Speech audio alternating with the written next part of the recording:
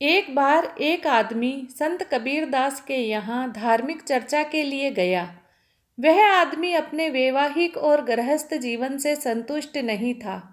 कबीरदास को प्रणाम करने के बाद उसने पूछा, भगवान, एक सुखपूर्ण वैवाहिक जीवन का मर्म या रहस्य क्या है?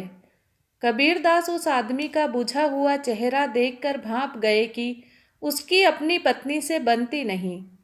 कबीरदास यह बोलकर कि अभी आकर तुम्हें समझाता हूँ, अपने कमरे के अंदर चले गए। कुछ समय बाद वे अपने कमरे से सूत लेकर आए और उस आदमी के आगे आराम से बैठकर सूत सुलझाने लगे। 2-3 मिनट पश्चात अपनी धर्मपत्नी को आवाज लगाकर कहा, इस जगह बिल्कुल अंधेरा है, इस अंधेरे में सूत नहीं सुलझा पा रहा, एक दिया तो जलाकर रख जाओ। कबीरदास की पत्नी जल्द ही दिया जलाकर लाई और बिना कुछ बोले उनके पास रखकर चली गई। उस आदमी को बड़ा अजीब लगा कि क्या कबीरदास अंधे हो चले हैं, जो दिन के वक्त सूरज के प्रकाश में भी उन्हें कुछ दिखाई नहीं देता। और तो और इनकी धर्मपत्नी भी कैसी है, जो बिना कोई खंडन किए जलता हुआ दिया रखकर चली गई।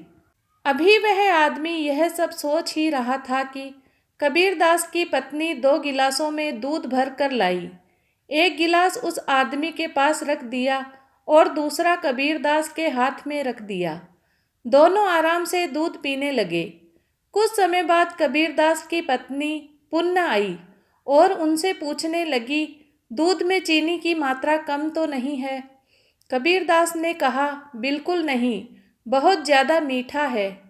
उस आदमी को फिर अजीब लगा कि यह दूध तो बिल्कुल नमकीन है, गलती से मीठे की जगह नमक पड़ गया है। वह व्यक्ति क्रोध में खींचकर बोला, भगवान, मेरे सवाल का जवाब नहीं दे सको तो मैं यहाँ से प्रस्थान करूँ। कबीरदास बोले, महाराज, इतने अच्छे से तो समझा दिया, और क्या समझना चाहते हो? विस्तृत रूप से जानना चाहते हो तो सुनो। किसी भी परिवार के लिए जरूरी है कि परिवार के सदस्यों को अपने अनुकूल बनाओ तथा खुद भी परिवार के लोगों के लिए अनुकूल बनो।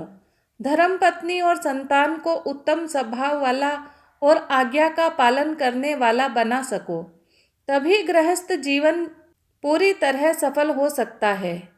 वह आदमी कबीरदास की बात का मर्म समझ गया और शांति से अपने घर की ओर चल दिया। दोस्तों, आपको ये कहानी कैसी लगी, कमेंट करके ज़रूर बताना।